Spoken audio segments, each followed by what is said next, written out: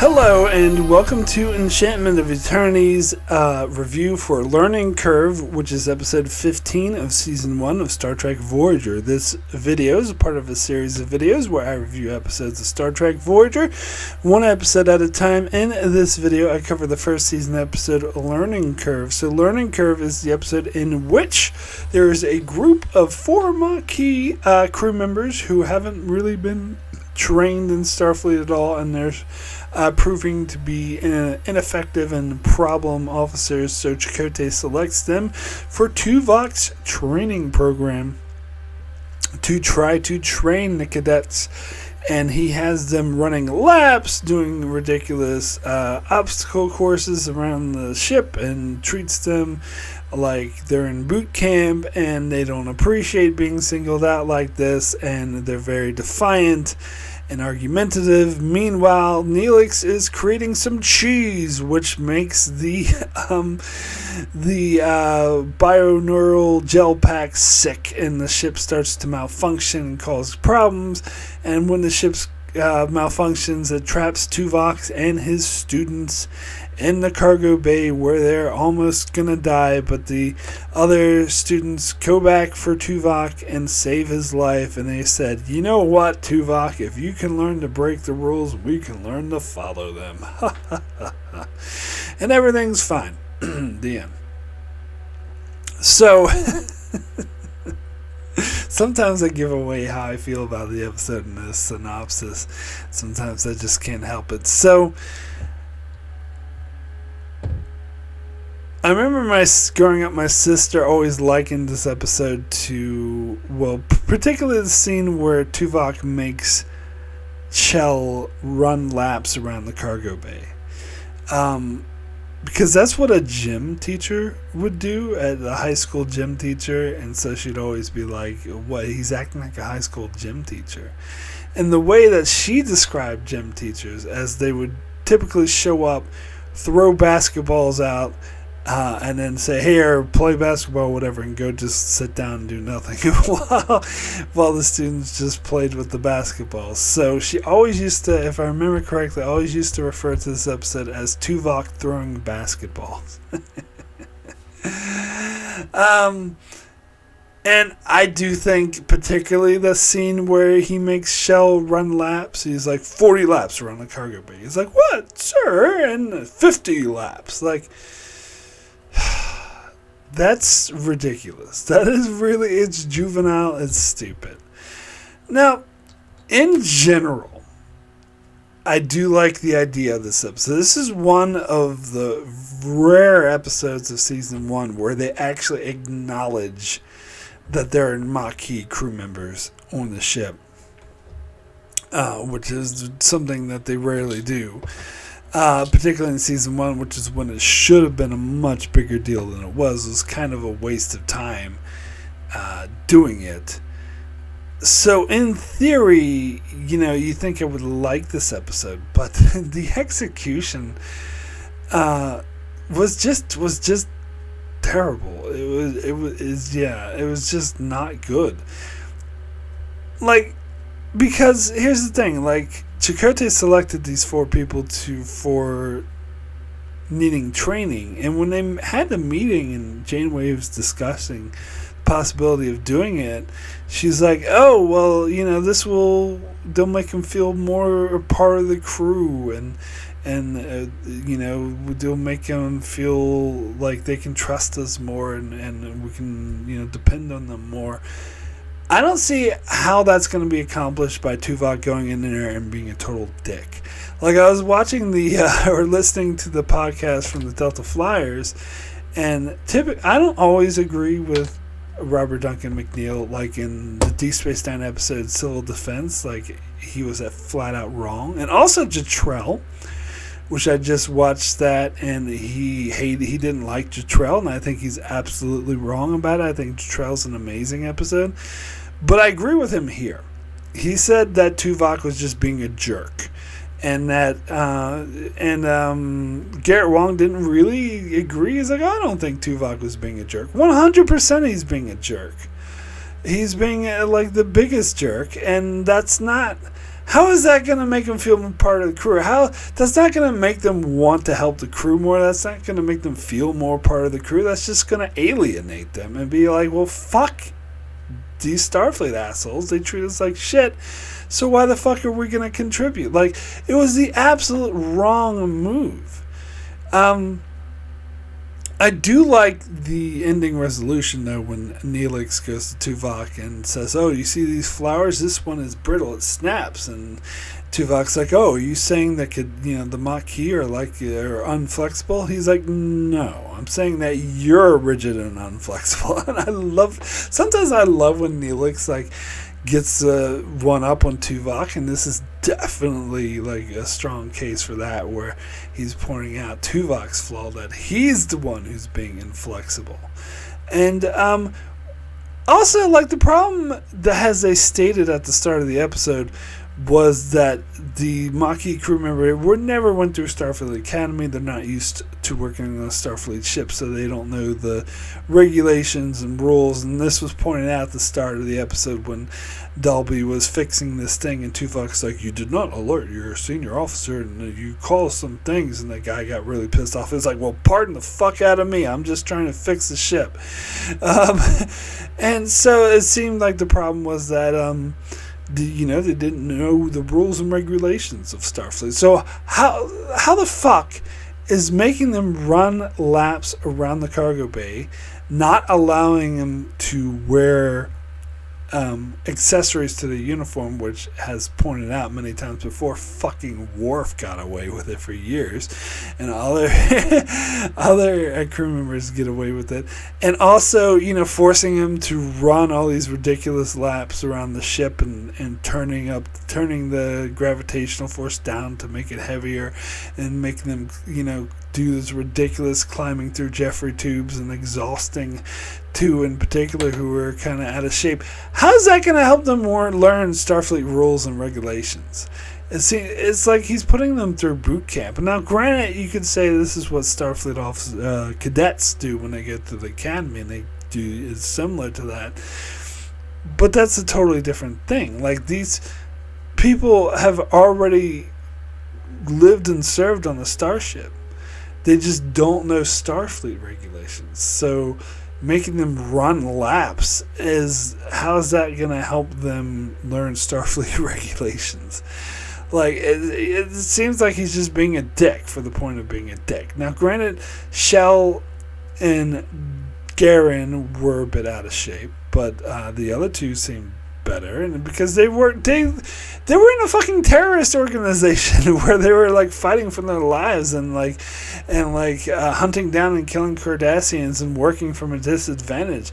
I don't think they need boot camp. I don't think they need to run around the ship. This doesn't make any goddamn sense. And he's treating them like children. He is acting like a high school teacher by making him run laps around the cargo bay. What the fuck was that? I think they have every right to react to Tuvok the way they did originally. This is fucking ridiculous. And they were correct to say it's ridiculous. And this is not what Janeway was talking about. She was talking about getting them up to speed on Starfleet regulations and make them feel part of the crew. And this is doing the exact opposite. And then you have that scene where Chakotay goes to them and he's like, oh yeah, we're going to help out, but we don't need to be treated like this, and we're not going to go to Tuvok's thing. We're going to do things the Marquis way. Chakotay's like, oh, is that right? And then punches them. I really noticed this time that he used his left hand to punch, and it looked really unnatural. I think you can kind of tell that Robert Beltram is right-handed. I don't know if they say Chakotay is right or left. I don't think they've ever said he was left-handed. But, yeah, it looked really unnatural. And that's something else Robert Duncan McNeil noticed. And I noticed that even before he pointed at that. I was like, yeah, that looks really unnatural. But anyway, the whole scene is cheesy, because that's kind of ridiculous. Yeah, they were in the Marquis, but did they go around punching each other? That seems a bit of cliche, and it seems like Chakotay was a bit out of line. It's the whole point is try to make him learn Starfleet regulations. Now, I guess Chakotay's point was, well, if you're not going to behave like you're in Starfleet, then we'll behave like we're in the Marquis, so fuck you. But still, it's like, that's not really a great way to set an example. It just comes off as cheesy to me. It's ridiculous. And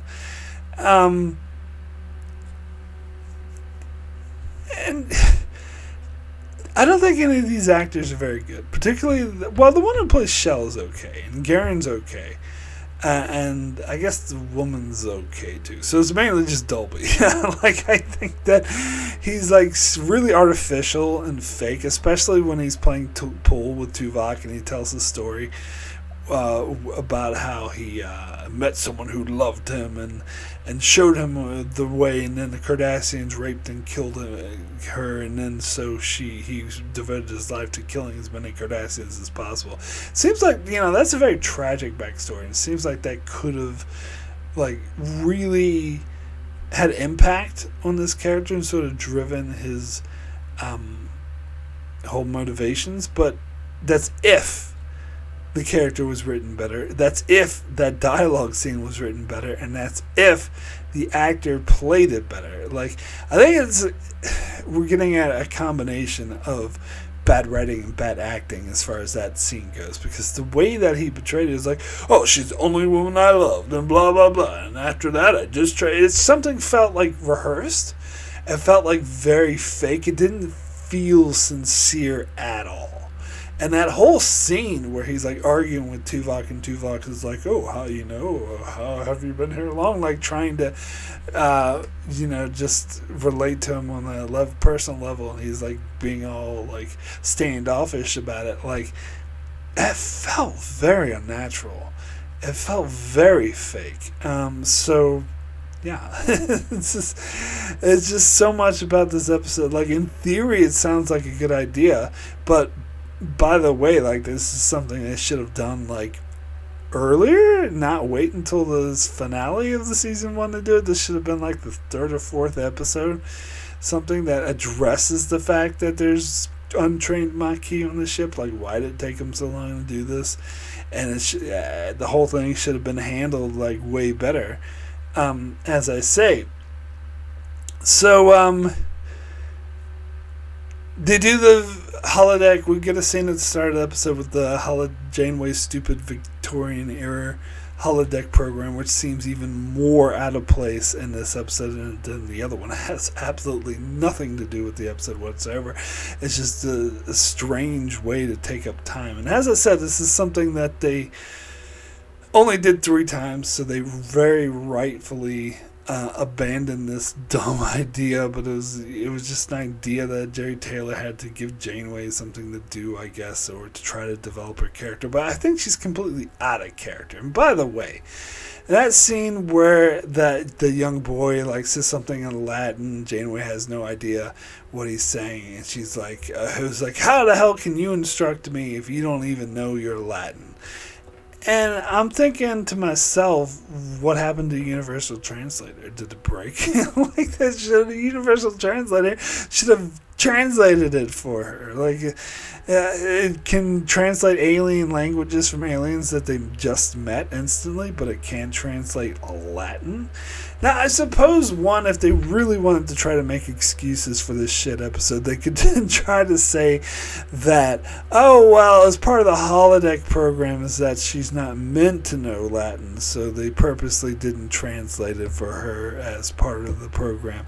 I heard this other excuse, which it seems like it reeks of lame, like, headcanon, that because there's other instances where they speak different languages, and I'm thinking, like, this is something my ex used to point out every time we watched an episode. Whenever someone said something in Klingon, for example, she would just point out the Universal Translator is broken, like, or something in Romulan, or anything, any alien phrase, or like kapla or anything like that. It's like, why isn't the Universal Translator working? So the bullshit excuse that I heard for this was you can somehow, the Universal Translator's embedded in them, I guess, and it can sense like when you intend to speak something in a different language, and so it doesn't translate it for the other people, that it reads intention. And I'm like, that makes that device a little bit magical, doesn't it? I don't know, that just reeks of terrible headcanon excuses, just making excuses for what's very obviously just them not giving a shit about it and not thinking about it. and yeah, but that whole scene, like this whole Victorian holodeck program is I already talked about how much I can't stand it and I hate it, and it was totally unnecessary. Like, it made no sense being in this episode. It's just dumb. But anyway, and then, so this is when we get the whole Neelix cheese storyline, which actually Lower Decks made a big deal out of it. Like, it made it a major plot point of that episode, their Voyager episode that they did in season 4. They mentioned it, but then it became a major plot point. Like, it was a way for them to, because this ship was creating like these holodeck demons, whatever, and so it was that were like haunting them, so they used the Neelix cheese to purposely have it malfunction. Otherwise I probably would have forgotten about it. It's not quite an anomaly, but it's still just a bullshit excuse to have some tension in a character-based story. That's all it is. And it was kind of funny when they learned it was the cheese. I did, to be honest, like the scene when the doctor was like looking after the bio neuro gel pack and it's like, "Don't worry, my little friend." Like, I gotta say that was kind of funny. This bio neuro gel pack's like, they made a big deal out of it when the show first started. Like, ooh, it's got bio neuro circuitry, and it literally like never comes up except for in rare examples like this when it malfunctions. Like, that's the only time it is ever mentioned, when it's malfunctioning. So it makes it seem like a bad idea. Like, it doesn't have any upsides, but it can like get sick. Suppose, like, also they said that their solution was trying to get B'Elanna to switch to isolinear chips, but it's like that alternative should already be there as a backup. Like, she shouldn't have to try to make it. Like, they're not really considering it. Apparently the bio neuro gel packs are supposed to like increase the speed or the reaction time and shit, but you don't notice any difference. Like, I don't know. It just seemed like they thought it would be cool when they first made the show, just like they thought having the Marquis on board would be cool, but then they just end up doing nothing with it.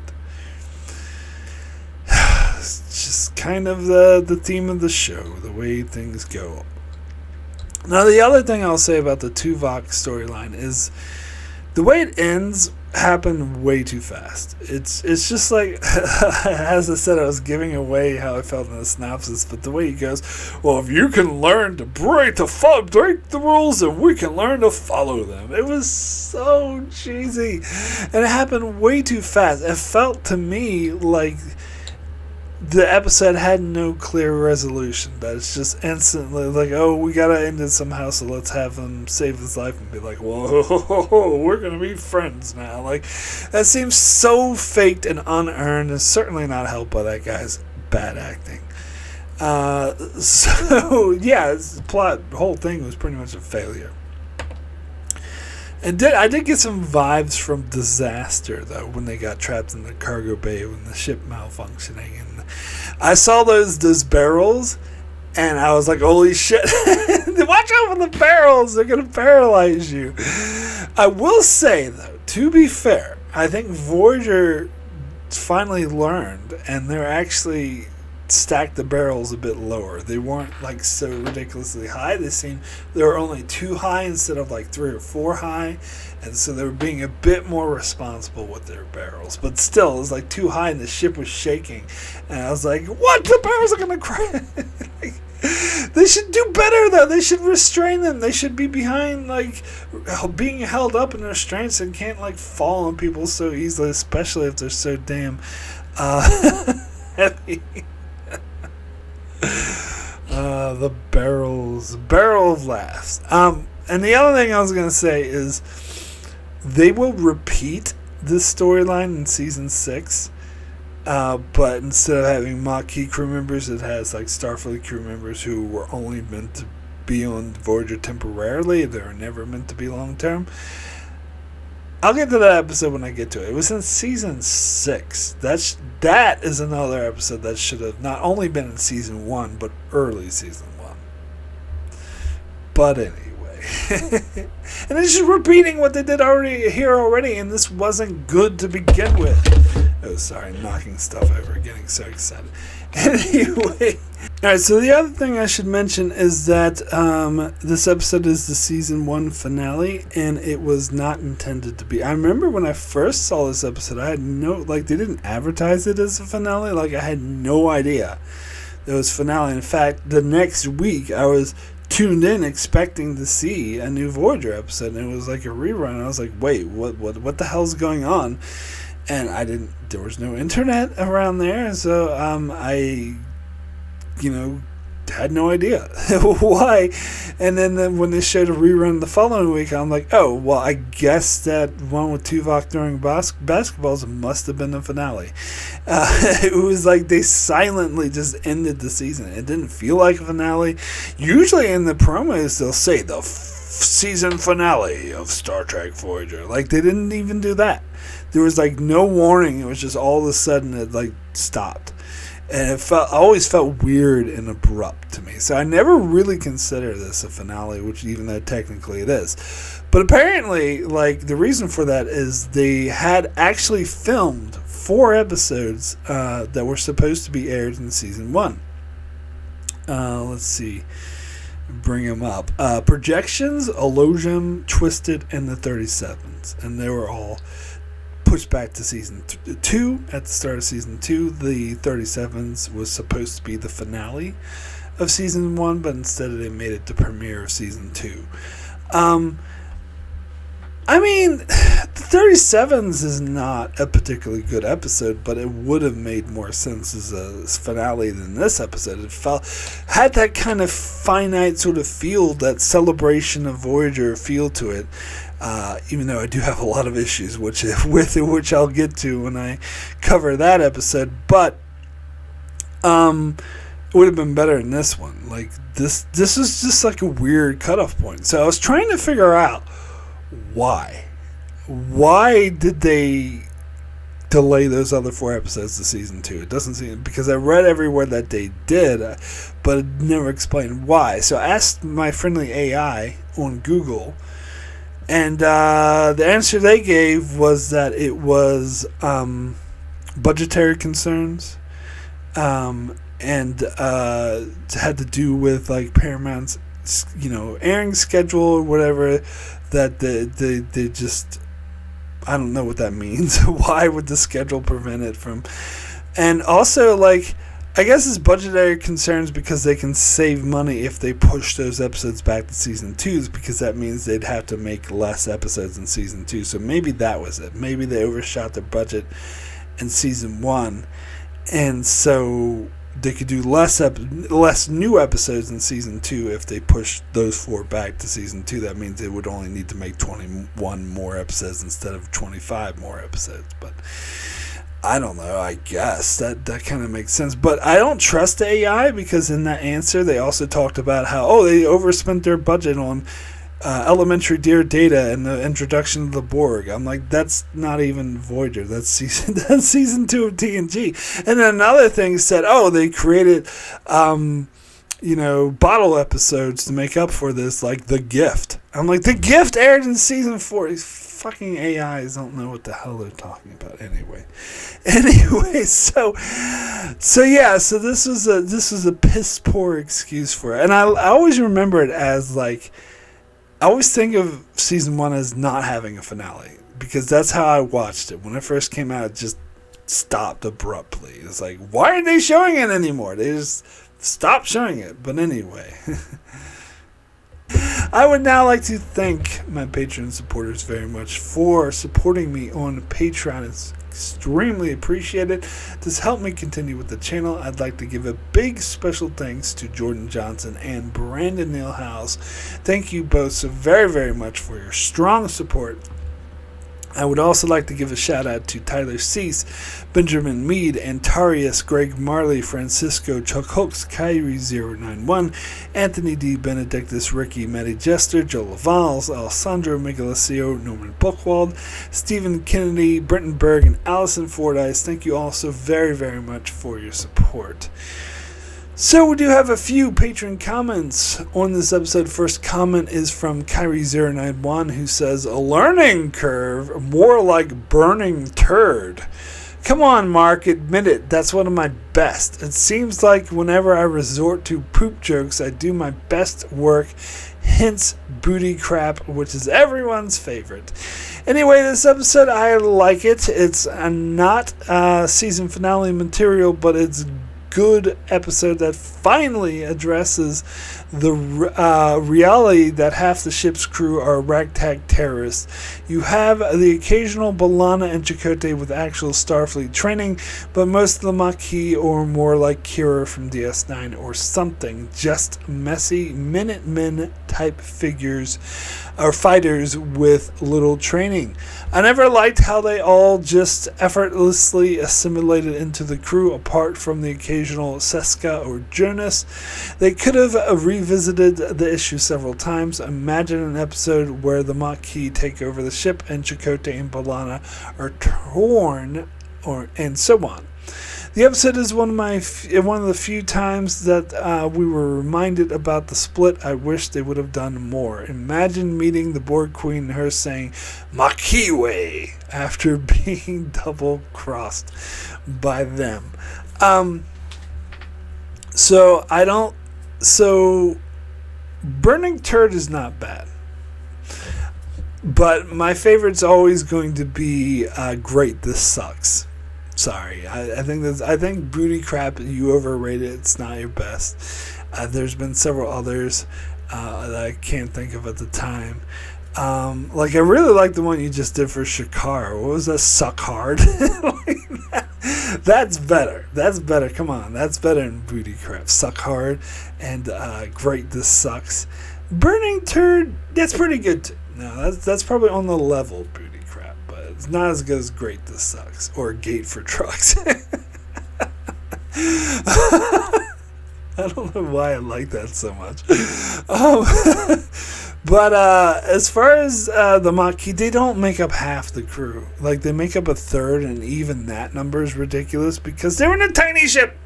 This is something I really rant about. It didn't bother me in this episode because they didn't, like, they only had 4 Marquis crew members. And I was like, okay, that makes sense because there should have been, like, 15 in total. At the most, 15, maybe 12 on that tiny little ship. Really, it should have been more like 6. But in a later episode, they'll confirm it's like, I can't remember the exact number. It's either 60 or 80. It's something like 60, I think. How the fuck did they fit in that tiny ship? It's the size of a runabout. Anyway. And that always bothers me. And yeah, I agree that this episode's good in theory. Like, I like the idea of exploring the Marquis more, but the way it's executed just sucks. And, yeah, 100% they should have done it more.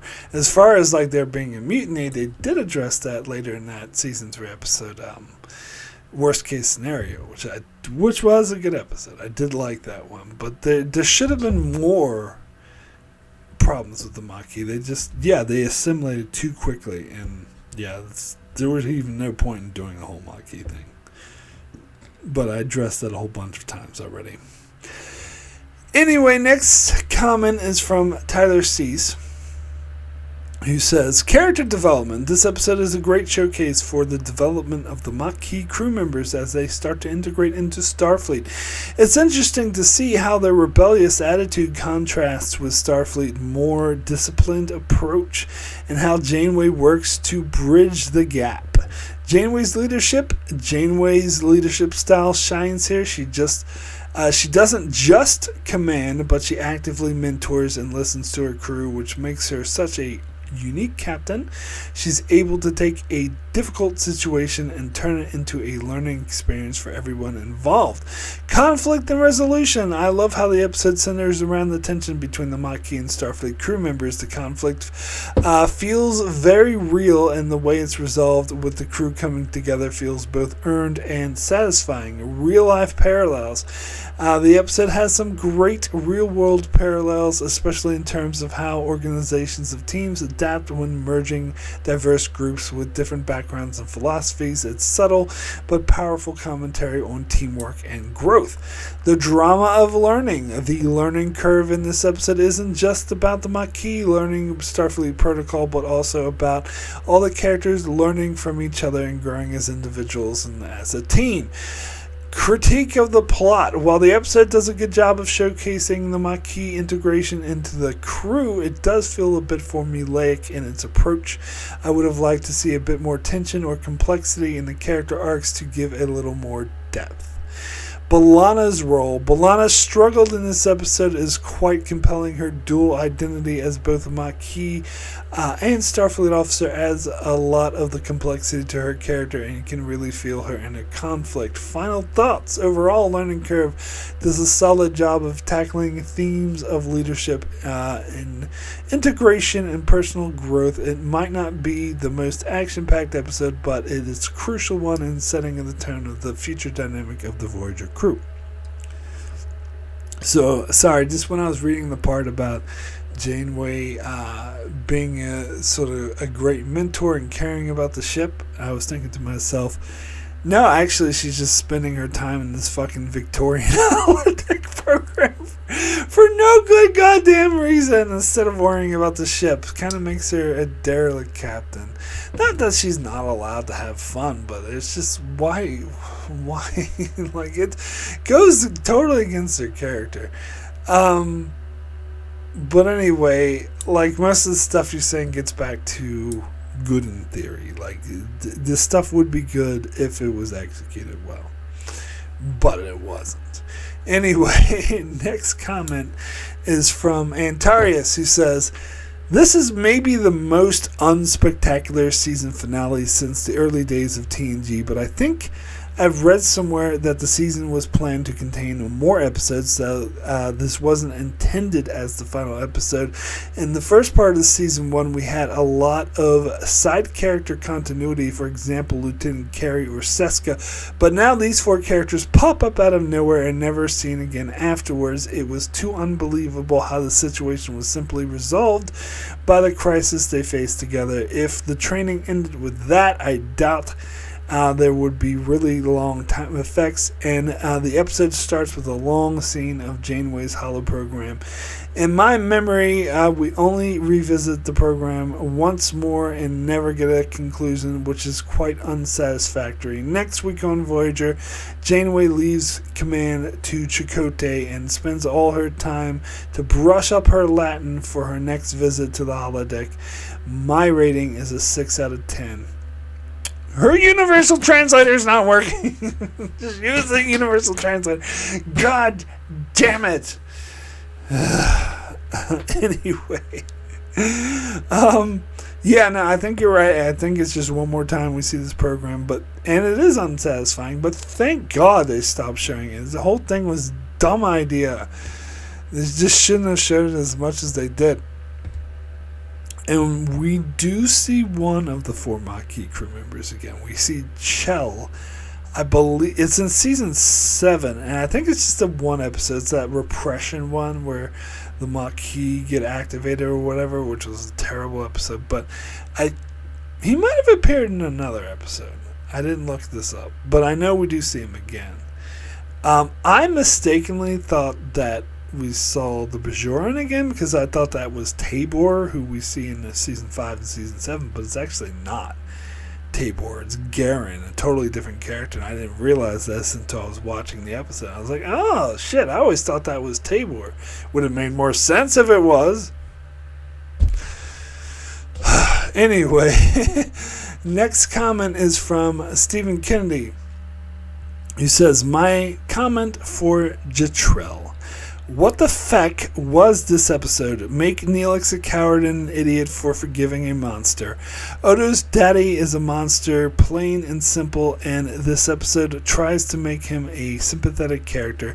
Janeway should have been beamed this monster into space, but this episode has to make Neelix a complete moron. Please, Captain, we have to let this monster try and bring back dead people. So my rating is 30 minutes of a good episode, 10 minutes of total bullshit out of 10. Learning curve comment. This should have happened at the start of the season, not near the end. Janeway has the time to play mother to holodeck characters, but not to the Marquis. Even if the studio wanted the Marquis storyline gone after Caretaker, the writers didn't give a feck either, except for Michael Piller. All the best writers on Deep Space Nine and Voyager got the Losers Club. All the best writers were on Deep Space Nine, and Voyager got the Losers Club of Writers. So my rating is, who gives a damn about a rating? If the writers don't care about anything, why should I even give a crap out of 10? Adjusted comment. This show is going to be downgrade city from now on. See, I disagree. I like season 2 a lot. It has a rough start, which we'll get to right away, but season 4 is the best season of the show, so I don't think it's downgraded city yet, not until we get to season 5. Well, there is season 3, which is the worst season of the show.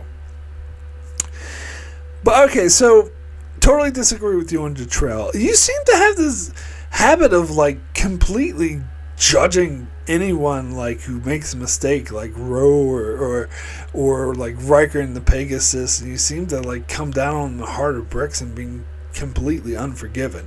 Now, granted, Detrell created a weapon of mass destruction that killed hundreds of thousands of people, I believe. So yes, but he did it as part of a war. So how much do you judge Oppenheimer the same way you judge Detrell? I will ask. And if so, not many people do. Most people don't think Oppenheimer is a monster. They think that he's a scientist that created something that his government used in war, which is what Detrell did. Now, there's a lot of subjectivity to that. I'm not saying that objectively he's off the hook. I'm saying it's a matter of opinion, and I'm saying a lot of people out there don't see Oppenheimer as a monster. And I think with Detrell, much like the movie Oppenheimer did, making it clear that they regret what they did, and they didn't like the fact that they killed all these people, and that he spent his whole life trying to make up, and he lost his family, he lost everything he loved and cared about. He actually thought of himself as a monster, and he did everything in his power to try to make up for it. So I think it was great character development to have Neelix forgive him, because it's not easy to forgive someone like that. But here's the thing, and this is what I talked about in my Revisited, is that holding anger and hatred towards someone doesn't hurt the person that you're hating. It hurts you. And so it was actually very big of Neelix. So I thought it was an amazing character moment. So, of course, I totally disagree with you on Detrell. That was a 10 out of 10, one of the best episodes of Voyager. Now, learning curve, we're more on the same page. That this... when you said it should have happened at the start of the season, 100%. 100% this should have been episode 3. But anyway. Next comment is from Ricky, who says, Season 1 of Voyager didn't exactly end on a high note. However, this isn't a terrible episode, but I would have liked this episode better if it was like the second or third episode of the show, because the concept is actually interesting, but in retrospect, it's meaningless because these particular characters weren't seen before and we will never see them again. And plus, it's Tuvok mainly acting like a drill instructor to these Marquis crew, and the bulk of the episode was just running around Voyager, so it's not a terrible episode, but not one of the better ones either, so my rating is a 4 out of 10. See, I don't always like pre-read the comments before I record them. So I didn't realize that so many people were saying the same thing that I did. That should have been the second or third episode. But it's obvious. It's obvious that this should have been the second or third episode. So it doesn't surprise me that there's tons of other people pointing this out as well. Like, and also what you're saying about Tuvok acting like a drill instructor. But I think he's acting like a gym teacher. Making them run laps, treating them like children. Like, how's that... Anyway, next comment is from Norman Buckwald. He says, remember there was about, I think it was a third of the crew known as the Marquis. Oh yeah, with the exception of Chell, none of these upstarts are, of course, ever seen or mentioned again. And somehow asking the person who was a spy with them is the one that's now drilling them. What? Janeway should have really thought who would be the best for the job, and it can't be Tom Paris either for obvious reasons, considering the Good Shepherd in Season 6, which tried to be a lower decks of Voyager, worked well with Janeway. Maybe she should have done that, especially since I don't know we saw her working with the Bronte/James kids in the beginning. It would have at least made a good attempt to show maybe why she picked that holodeck program. As for the occasional reminder of the Marquis on board, especially the first two seasons, I guess it sort of does its plot reminder premise, reminder check, I guess. For a season finale episode, well, it's not as much of a snooze fest as a lazy writing like Shades of Grey, I guess. Not that I think that the 37s, as it would have done much better as it originally planned to be the season finale. I'll give it 6 get the cheese to sick bay out of 10, because once again the anomaly of the week, i.e. cheese, of course, stole the show in this one. Yeah, I don't buy it's a third of the crew, though. How do they fit on that tiny ship? How do they fit on that tiny ship? Anyway, that's actually a very good point about Tuvok being the wrong, because he was a spy. They would hold some resentment towards him, and maybe they were like, oh, that's the point. At first, I was a bit iffy on Janeway being the instructor, but then when you pointed out that it would tie into the actual holodeck program and tie in her need to be like a mentor figure, like that would even justify this existence. That would at least make that holodeck thing bullshit at the start of the episode relevant. It would actually tie in thematically to the show, but as it is, it's a complete waste of time, and there's no reason for it to be there, none whatsoever. And so it would have been better if it was Janeway. Now, as far as Tom Paris, you said it couldn't be Tom Paris for obvious reasons. Why is that? Because it's funny, because Robert Duncan McNeil in the podcast thought it should have been Tom Paris. Now, he's, of course, a little bit biased, but he was like, oh, it should have been Tom Paris, because Tom Paris had Starfleet training, but he was with the Marquis briefly, so he kind of had the, and the sort of best of both worlds. But I think I'm more leaning towards you. I think Robert Duncan McNeil is just being biased because it's his character, because Tom Paris was in prison for not following the rules, so it doesn't seem like he would be the best choice. And they didn't want Chakotay or B'Elanna. They didn't want someone who's already in the Marquis to do it. Harry Kim's too young. Tuvok is seen as a spy, and he's a dick, so yeah, it should have been Janeway. She's the only other option. Can't be the Doctor, Neelix, or Cass. So, it should have been Janeway. Kind of agreeing with you now. And Tuvok, plus, if they wanted to make him feel part of the crew, like, Tuvok is like the most alienating. He's like the worst person to do, especially the way he behaved by making them do all this ridiculous boot camp exercises. Like, how is that supposed to help them feel more part of the crew? Like, it should have been Janeway. But anyway, next comment is from Brendan Neil Howes, who says, I hate this episode with a passion. We meet. You gotta read it like that. Probably didn't meant to be read like that, but I love it. I hate this episode with a passion. We meet these 4 Marquis crew members, only one of whom will ever appear again, and that is in season 7. Why was Tuvok picked to train these people who have never even been in Starfleet? He is a total prick in this episode. He offers criticism but no praise. I really want to punch his sanctimonious face. B'Elanna has served a couple of years at Starfleet Academy, so she has no right to tell these Marquis victims to hang in there. Oh, good point. The gel packs and the cheese. Be serious, for fuck's sake. Janeway's gothic holonovel. Fuck off. 3 infected cheeses out of 10. I love your review, Brandon. That's actually the most succinct and best way to describe the gothic holonovel. Fuck off. Yeah, no, that's a good point about B'Elanna. She's like, oh, well, you need to hang in there. And it's like, well, you fucking quit Starfleet Academy, didn't you? Hypocrite. But but yeah, Tuvok was being a prick. He was 100%. Anyway, thank you, patrons, so much for your comments.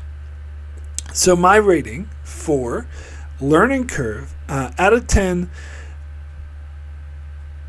I want to give this a 3. Very poor. To be honest, I was planning on giving this episode a 4. Like before I recorded my review, I was like, no, this is a 4 because it's not that bad. But some of the times when I record my review and I talk about it and I talk it through and I think about it and I read other people's comments, it makes me realize like this episode's worse than I was giving it credit for. Like there's not that much good about it. I like the doctor's joke about the neurogel packs being like, okay, little one, but it's not that great. And the thing with the cheese was kind of funny. The scene with Neelix telling off Tuvok and like, no, you're the one who's rigid and unflexible. Like, that was cool.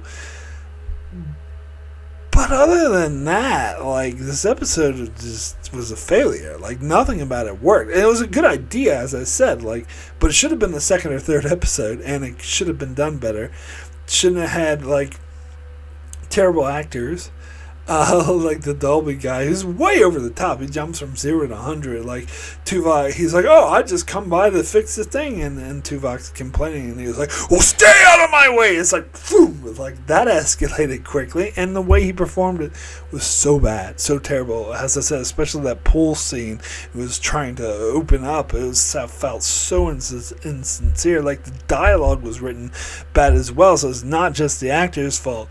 And why is Tuvok being a prick? Why do you think that Janeway's like, oh, let's make them feel part of the crew, so let's go in there and treat them like shit. That's going to make them feel part. Well, like, what the hell does running laps around the Voyager have to do with learning Starfleet regulations? It's just a bad episode. And oh yeah, we throw in a BS scene with the Janeway holonovel, which has nothing to do with anything. It's complete and utter waste of time. And why is her universal translator not working? Bad episode. It's a terrible episode. One of the worst season finales, but it's not even meant to be a season finale, so I don't know if that even matters. But yeah. 3 out of 10 for me on this one. So that's it for my review of A Learning Curve. If you enjoyed this video, please be sure to leave a like, subscribe, leave a comment below. Helps me out very much. If you're listening to this on podcast form, you can leave a review, thumbs up, depending on what platform you're on. That's very helpful as well. So let's see what's coming up. Next on my channel, where are we? Channels. Okay, so Saturday, I'll be doing a Patreon requested video, the top 10 child actors in Star Trek. Monday, another Voyager. Sorry, not Voyager. D Space Nine. On Monday, will be a D Space Nine review for Facets. And then on Thursday, I'll be over on Patreon doing a Patreon exclusive video for The Adversary Revisited, revisiting my review for The Adversary. So yes, if you would like to support me on Patreon, it'd be very much appreciated. There's a link in the below. There's different rewards, different tiers. As I said, I do a series of videos exclusively for Patreon supporters where I revisit reviews that I've made already, and there's other rewards such as you can leave comments for me to read my videos. I got pre-releases. You can request a video for me to do, that sort of thing. You can check out if you're so inclined to do so. So anyway, be sure to check out my channel so you can keep up with all of this as I continue to cover Star Trek Voyager and Star Trek Deep Space Nine and many other videos on other shows and many other Star Trek videos as well. So be sure to subscribe so you can keep up with all of that. And thanks a lot for watching.